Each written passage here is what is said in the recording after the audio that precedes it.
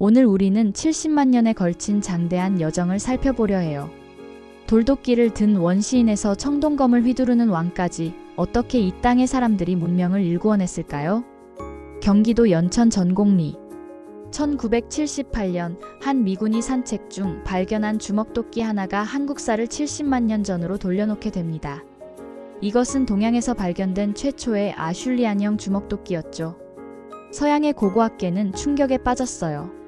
동양에는 이런 정교한 석기가 없다고 믿어왔기 때문이었죠. 70만 년 전 한반도의 주인들은 호모 에렉투스였답니다.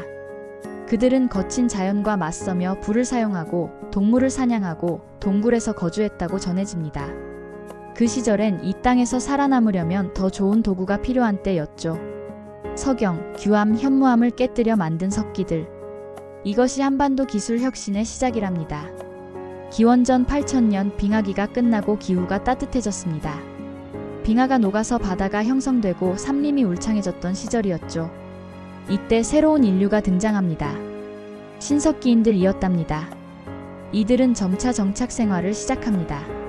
움집을 짓고 토기를 만들고 농업을 시작했고, 특히나 빗살무늬 토기는 이 시대의 상징이 되었답니다. 진흙에 물을 섞어 반죽하고 새끼줄로 무늬를 새기게 되면 불에 구워 단단해진 표면에 줄무늬가 규칙적으로 새겨지면서 의미가 부여되기도 했답니다. 이들은 조, 수수 같은 잡곡을 재배하기 시작했어요. 수렵과 채집에서 농업으로 완전 파격적인 정착 생활이 시작된 겁니다. 기원전 3000년경 한반도에 거대한 돌무덤들이 등장하기 시작했는데요. 고인돌이었어요. 이 거대한 바위들을 어떻게 운반하고 쌓았을까요? 수십 톤짜리 덮개돌을 올리려면 수백 명의 인력이 필요했을 텐데 말이죠. 우리 조상들이 편히 쉴 집을 지어야 했는데, 이때 무리의 우두머리는 힘을 모으자 독려했죠. 그런 의미에서 고인돌은 단순한 무덤이 아니었답니다. 권력의 상징이자 부족의 단결을 보여주는 의미가 깊은 작품이었던 거죠. 이는 계급사회의 등장을 의미했어요. 거석을 다룰 수 있는 기술력, 대규모 인력을 동원할 수 있는 권력, 그리고 죽은 자를 숭배하는 종교. 문명의 요소들이 하나둘 갖추어지고 있었다는 뜻인 거죠. 기원전 1500년경 한반도에 놀라운 변화가 일어납니다. 반짝이는 청동이 나타난 것이에요. 처음에는 중국에서 수입되던 청동기였지만 곧 한반도만의 독특한 청동기 문화가 꽃피기 시작했죠. 특히 비파형 동검은 한반도 청동기 문화의 정수라고도 할 수 있었답니다. 실용성보다는 권위의 상징이었죠. 구리와 주석을 9대1로 섞어야 하는데 이 비율이 깨지면 아무 쓸모도 없는 덩어리가 되어버립니다. 청동기는 누구나 가질 수 있는 것이 아니었어요. 원료 확보부터 제작까지 막대한 비용이 들었기 때문이었죠. 청동 무기와 장신구를 가진 자들이 새로운 지배층으로 등장하게 됩니다. 경남 창원 다호리 유적에서 발견된 목관류, 비파형 동검, 동경, 각종 장신구들이 쏟아져 나오는데요. 이 청동검은 나의 권력을 증명했던 시절이었어요. 하늘이 내게 준 권위의 상징이다 이 말이죠. 기원전 4세기 한반도에 또 다른 혁명이 일어났는데요. 철기의 등장이 그 혁명의 시작이에요. 철은 청동과 달랐는데요. 원료인 철광석은 어디서나 구할 수 있었고 더 단단하고 날카로운 게 특징이에요. 무엇보다 대량 생산이 가능했다는 점이 획기적인 혁명이었죠. 철제 농기구가 등장하면서 농업 생산력이 폭발적으로 증가하게 됩니다. 철제쟁기, 낫, 괭이가 한반도의 풍경을 바꿔놓는 건 당연한 수순이었어요. 이 철쟁기면 하루에 3배는 더 갈 수 있다. 는 사실. 인구가 급증하고 정착촌이 대규모화되면서 잉여 생산물이 늘어나고 더불어 수공업과 상업도 발달하게 됩니다. 기원전 7세기 한반도 북부와 만주 일대에 최초의 국가가 등장하는데요. 바로 고조선이죠. 옛날 환웅이 하늘에서 내려와 태백산 신단수 아래 정착했다는 전설 같은 신화가 있고, 곰이 마늘과 쑥을 먹고 여인이 되어 환웅과 결합하여 단군을 낳았다는 신화가 전해지기도 합니다. 이는 신화였지만 중요한 의미를 담고 있었어요. 하늘의 권위를 받은 왕, 농업을 기반으로 한 정착 생활, 그리고 여러 부족의 통합. 실제 고조선은 강력한 철기 문화를 바탕으로 한 고대 국가였던 거죠. 중국 사서에는 조선우라는 왕이 기록되어 있는데요. 사람을 죽인 자는 즉시 죽인다. 다른 사람을 다치게 한 자는 곡식으로 배상한다. 도둑질한 자는 50배로 물어준다. 8조법으로 불리는 이 법률은 고조선이 체계적인 국가였음을 보여주고 있죠. 기원전 1세기 한반도는 거대한 변화의 기로에 서 있게 됩니다. 이는 중국과의 본격적인 충돌을 예고하는 것이었죠. 기원전 109년 마침내 피할 수 없는 전쟁이 터집니다. 한나라 무제가 고조선을 침공한 거예요. 이제 끝장을 내야 한다고까지 하면서 결국에 한나라는 육군과 수군 두 방향에서 동시에 공격하게 됩니다. 하지만 고조선의 저항은 만만치 않았어요. 우리 조상의 땅을 지켜야 한다는 사명을 가지고 끝까지 싸우리라 다짐했고 1년간의 치열한 공방전이 벌어졌어요. 특히 왕검성 전투는 치열했다고 전해집니다.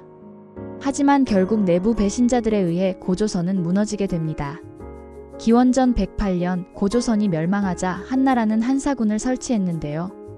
낙랑군, 현도군, 진번군, 임둔군. 한반도 북부가 중국의 직접 지배하에 들어가기 시작한 거죠.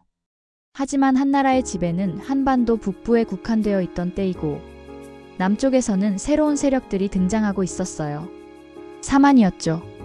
마하는 54개국, 진하는 12개국, 변하는 12개국으로 구성된 연맹체였답니다. 우리는 신지, 견지가 다스리는 연맹체다. 큰 나라는 마녀가, 작은 나라는 수천가를 거느렸다고 전해지네요. 그 중에서 마하는 가장 강력했다고 합니다. 한강 유역을 중심으로 경기, 충청, 전라도 일대를 지배했고 진하는 경상북도, 변하는 경상남도 지역에 자리 잡았다고 합니다. 이들은 철을 생산하여 중국과 외에 수출했는데 우리 철은 중국에서도 인정받았다 합니다. 화폐처럼 쓰이기도 했다네요. 변한 지역에서는 특별한 세력이 성장하고 있었어요. 바로 가야였죠. 가야는 김해를 중심으로 금관가야, 고령의 대가야 등 여러 소국들의 연맹체였는데요. 이들의 힘의 원천은 철이었어요. 하지만 바다 건너 외도 만만한 상대가 아니었다는 사실.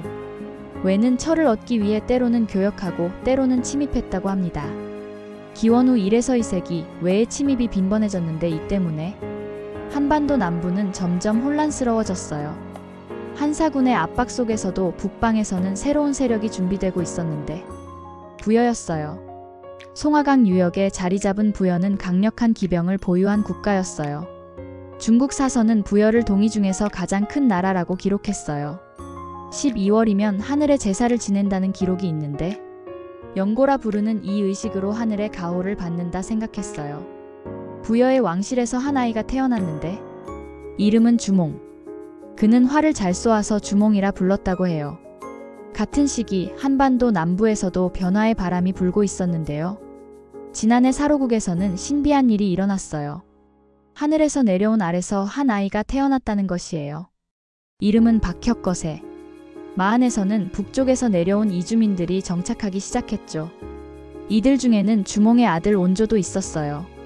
세 영웅이 각각 다른 곳에서 자라나고 있었네요. 아직 그들은 서로를 모르고 있었지만 운명은 이미 정해져 있었죠. 기원전 1세기 한반도는 거대한 변화의 기로에 서 있었어요.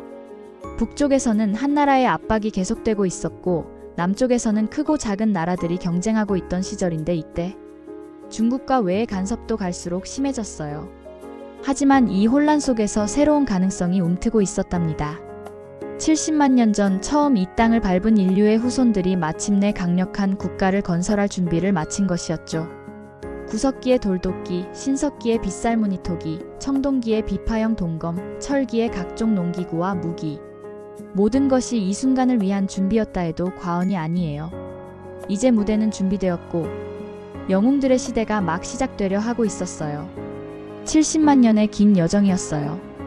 돌을 깨뜨려 도구를 만들던 원시인에서 철을 다루는 문명인까지 농업을 통해 정착하고 청동으로 권력을 세우고 철로 생산력을 높였고 거대한 고인돌을 쌓을 만큼 조직화되고 복잡한 법률을 만들 만큼 체계화되었죠. 한반도의 사람들은 이제 단순한 부족이 아닌 국가를 건설할 준비가 되어 있었죠. 70만 년간 축적된 지혜와 기술 그리고 불굴의 정신이 있어서 가능했던 일이에요. 그리고 마침내 세 명의 영웅이 등장합니다. 주몽, 온조, 박혁거세. 이들이 세울 고구려, 백제, 신라는 70만 년 한반도 역사의 결정체가 될 것이에요. 그들의 이야기는 다음 편에서 계속될 겁니다. 한반도 문명의 여명이 끝나고 이제 찬란한 삼국시대가 열립니다.